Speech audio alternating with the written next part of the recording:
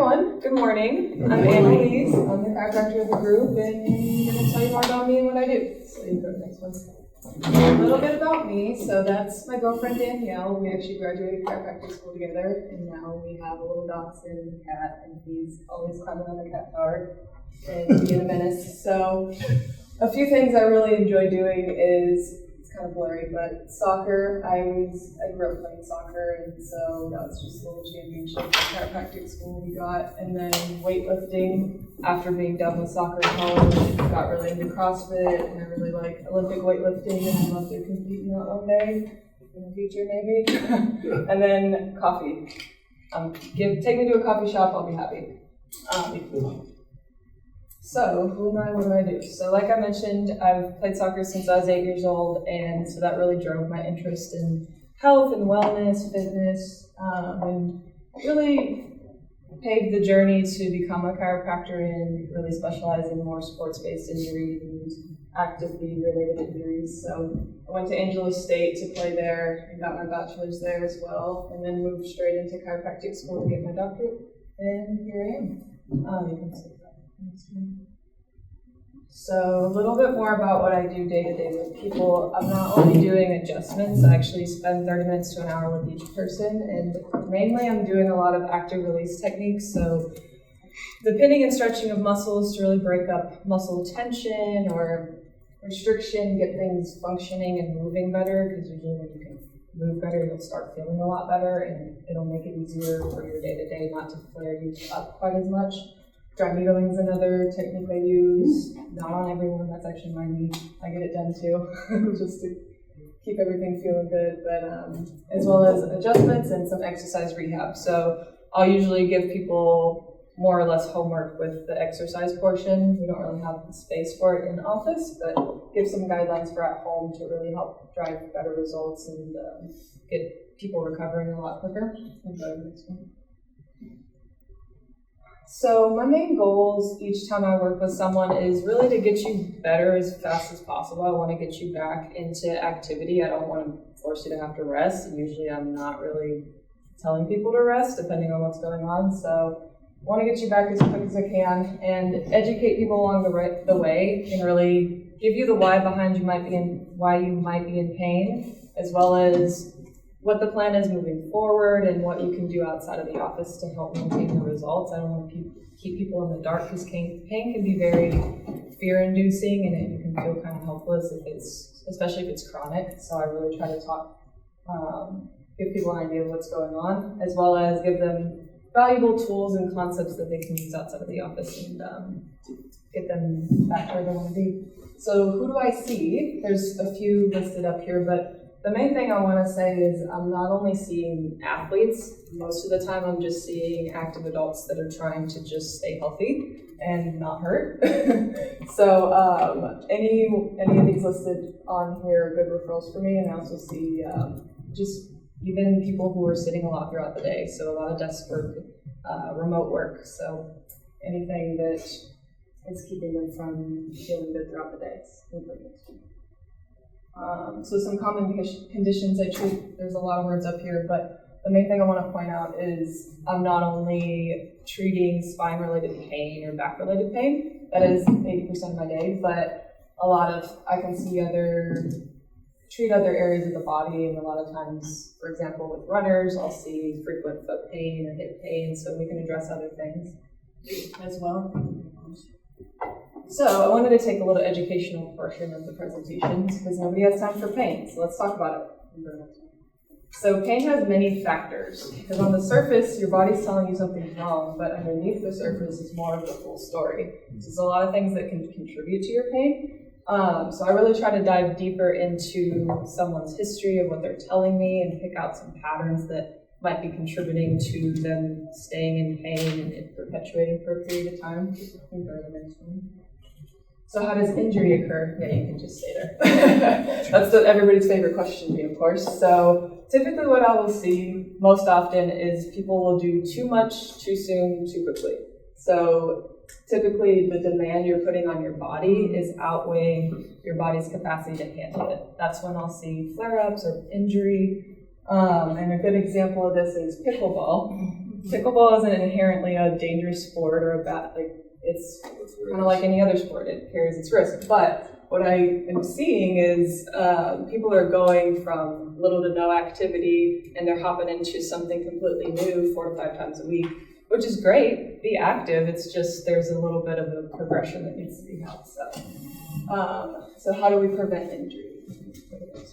So like I mentioned, gradual progression. Your body likes consistency over a period of time and little by little building up, just so it can build that capacity like I was talking about. And then as well as consistency to get that foundation built. And then sleep. I can shout this from the rooftops and it seems so simple, but I talk to a lot of my high school athletes about this. You'd be surprised at how little hours of sleep we get or the quality of sleep, but that's the main time that your body takes to restore, recover, rebuild. You don't get fitter from your activity during it, you get fitter after you're able to recover from it. So sleep is huge. So the big picture with pain is what people want, of course, is no pain and to never have setbacks and to do what they used to be able to do. I want that too, I'm human. But the reality of it is aches and pains are just kind of a normal, it's a thing that's going to happen from time to time, but your body is very resilient and very adaptive. So just building those good habits and being consistent with them will really ultimately give you contribute to your longevity and your health. So I'll kind of spread through that. Any questions, you guys? I don't know what my time is. You got a couple minutes. So any questions on anything? So tell me, when you dry needled me and you hooked me up to the car battery, was that for fun or no? Just kidding. What's the intent of like putting the electrodes in there? So, I think people saw like the dry needles, but there's actually electrodes that they'll hook up to them to stimulate the muscles. Yes. I'll use E-stem to hook up to the needles and it'll get it to pulse a little bit. If you guys have experienced that here in the room, but what we're trying to do is target into where those knots in the muscles are, and that pulsing actually is what breaks up the spasm. So it fatigues the muscle and lets it relax and let go. And it seems like a bizarre thing, but it works really well. So thank you. And it's not really a car battery. It's only a 9-volt. I found it. It's okay. 90 volt, you said? 90 volt. Just a USB phone charger. I have really just a testimonial. And I joined this group because of Analise. And I've been working, going as a client, as a patient, at where she offices. And you work in a culture of excellence. They don't want to see you. They want you to get better. And it's kind of one of those things that a lot of chiropractors, I feel like, okay, I'm going to see you 2 times a week for the rest of your life. Like you're their 401k plan. And that is not the situation with Analise. They want to help you. And if they can't help you, they want you to go see somebody where you can be helped. So, you just work in an amazing office. I appreciate that.